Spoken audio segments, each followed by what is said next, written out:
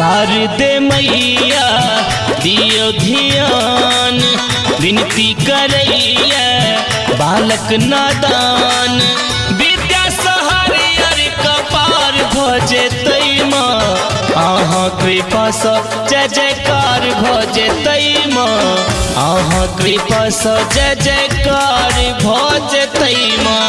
शारदे मैया दियो ध्यान, विनती करैया बालक नादान। विद्या सहारियर कपार भजेतै माँ, अहाँ कृपा सँ जय जयकार भजेतै माँ, अहाँ कृपा सँ जय जयकार भजेतै माँ।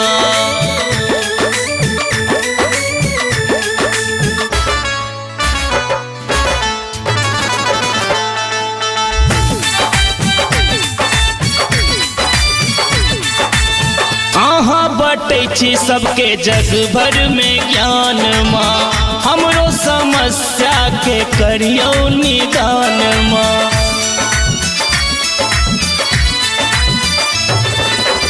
अहाँ बटै छी सबके जग भर में ज्ञान माँ, हमरो समस्या के करियो निदान माँ।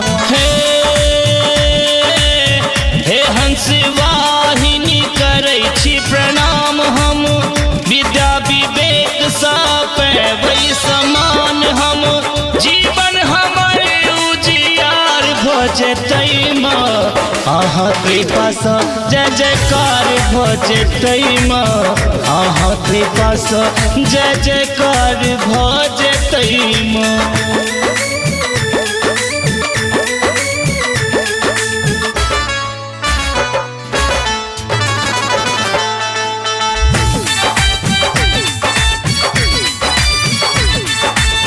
जहिना बनल कलिया कालिदास माँ, हमरो है जननी करुणे निराश माँ।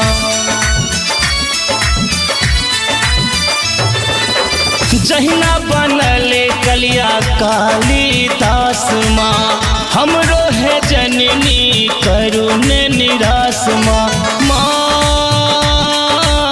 पाठक नितेश गुण गान करैया, शब्द सुमन महे अर्पण करैया। हमरो उचित पहचान भजेतै माँ, अहाँ कृपा सँ जय जयकार भजेतै माँ, अहाँ कृपा सँ जय जयकार भजेतै माँ।